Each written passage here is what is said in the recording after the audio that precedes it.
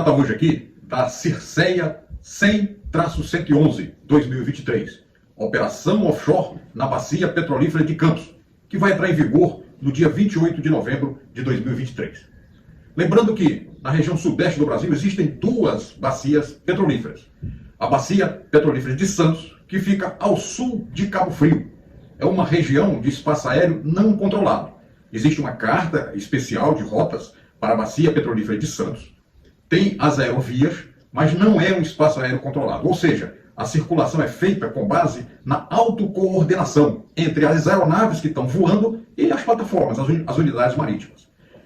O controle de tráfego aéreo, tanto o controle aldeia, as aeronaves que saem de Cabo Frio, ou o controle rio, as aeronaves que saem da área do Rio ou de Maricá, levam essas aeronaves até os fixos de entrada na área offshore. A partir daí, elas seguem as rotas de entrada, seguem as rotas de saída, seguem o procedimento previsto para a operação na área, mas mediante uma autocoordenação, uma ligação bilateral entre as aeronaves.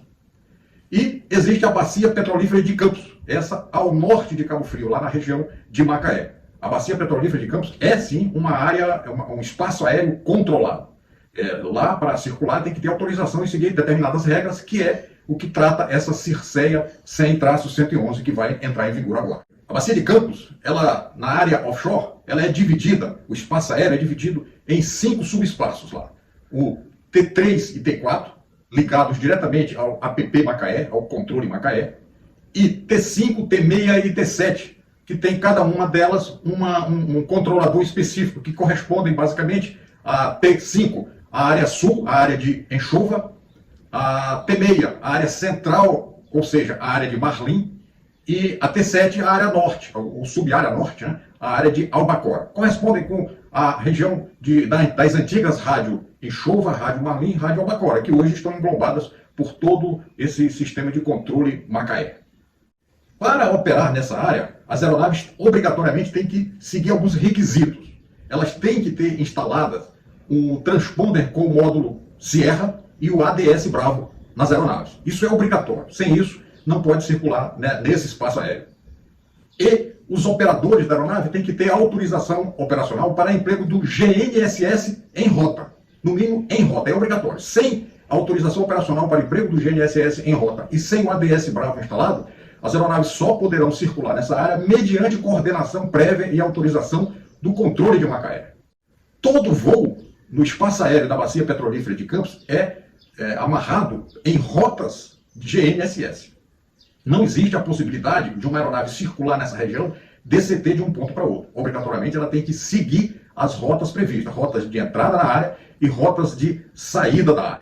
Para procedimento de ajuste de altímetro, quando as aeronaves estão saindo do continente para as plataformas, até os fixos de entrada nas áreas T5, T6 e T7, ou seja, as áreas de enxova, Marlim e Albacora, eles seguem com o QNH, o ajuste de altímetro de Macaé. A partir desses fixos de entrada na área, passam a usar o ajuste das respectivas áreas. Nessas áreas, existem 5 plataformas com estações meteorológicas de superfície. São controladas remotamente lá de Macaé, mas elas fornecem as informações locais para as aeronaves que estão operando nessas respectivas áreas. Voo VFR na área. Como eu disse, todo voo na Bacia Petrolífera de Campos tem que seguir as rotas GNSS previstas, para a entrada e para a saída.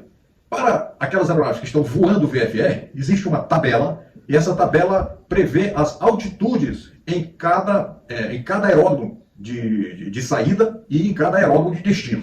Por exemplo, quem está de Macaé para as plataformas vai a 4.000 pés, quem está nas plataformas retornando para Macaé volta a 3.500. Se for de Farol de São Tomé para as plataformas é 2.500, das plataformas para o Farol é 2.000, de Cabo Frio para as plataformas 1.500, das plataformas para Cabo Frio a 1.000 pés. E ele já coloca aqui também a altitude para as aeronaves que saem do Santos Dumont, que saem de Jacarepaguá, que seguem a mesma altitude de Cabo Frio, tanto para ir para as plataformas quanto para retornar. Ou seja, ela entende que as aeronaves que vão sair da área do Rio e vão para o espaço aéreo da Bacia de Campos vão entrar por Macaé, por Cabo Frio.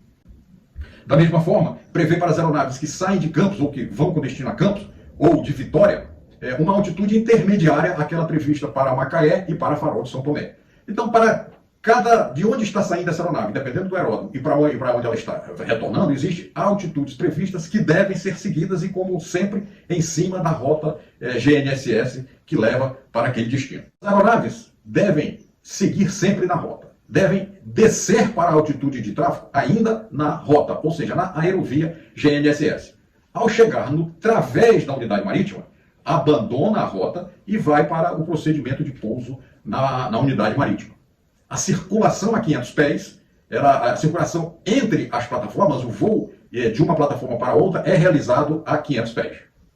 Para abandonar a área, a aeronave deverá, da plataforma, aproar com 90 graus, defasado de 90 graus, ou seja, perpendicular, à rota GNSS de saída mais próxima, sem cruzar a rota de chegada. Toda a plataforma nessa área da Bacia de Campos estará entre uma rota de GNSS de chegada na região e uma rota de saída.